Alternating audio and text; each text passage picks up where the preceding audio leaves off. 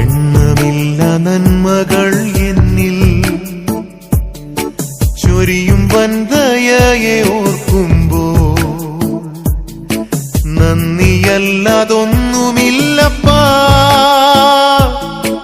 എന്റെ നാവാൽ ചൊല്ലിടുവാനായി സ്തോത്രമല്ലാതൊന്നുമില്ലപ്പാ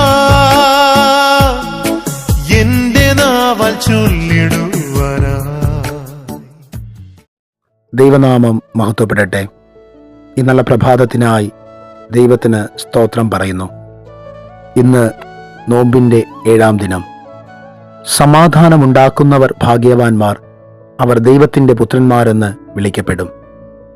ജീവിതത്തിൽ പ്രശ്നങ്ങൾ ഉണ്ടാകുമ്പോഴും നമുക്ക് പ്രതീക്ഷിക്കാത്ത സംഭവങ്ങൾ ഉണ്ടാകുമ്പോഴും ആഗ്രഹിക്കാത്ത കാര്യങ്ങൾ ജീവിതത്തിൽ ഉണ്ടാകുമ്പോഴും ആ സന്ദർഭത്തിൽ നമുക്ക് ഒരു കാര്യം ചെയ്യുവാൻ കഴിയണം.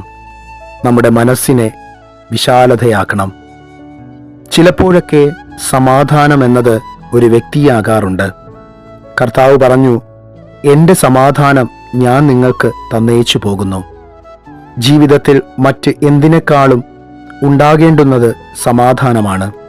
വിഷമത്തിൽ ആയിരിക്കുമ്പോഴും നാം ആഗ്രഹിക്കുന്നത് സമാധാനമാണ്. സമാധാനത്തോളം വലിയ ഒരു സമ്പാദ്യം മനുഷ്യന് ഈ ലോകത്ത് നേടുവാനില്ല. ആ വലിയ സമ്പത്തിനെ ക്രിസ്തുവിൽ നിന്ന് നേടുന്നതായിരിക്കണം ഈ നോമ്പ് ദിനങ്ങൾ. പല ജീവിത സാഹചര്യങ്ങൾ കൊണ്ട് മറ്റുള്ളവരാൽ വേദനപ്പെടുമ്പോഴും ഒറ്റപ്പെടലിൻ്റെ അനുഭവം ജീവിതത്തെ കാർന്നു തിന്നുമ്പോഴും തളർന്നു പോകാതെ നമ്മിലുള്ള ദൈവീക സമാധാനം നഷ്ടപ്പെടുത്താതെ സ്നേഹത്തോടും ത്യാഗത്തോടും അവരെ ചേർത്ത് നിർത്തുന്നതാണ് യഥാർത്ഥ സമാധാനം.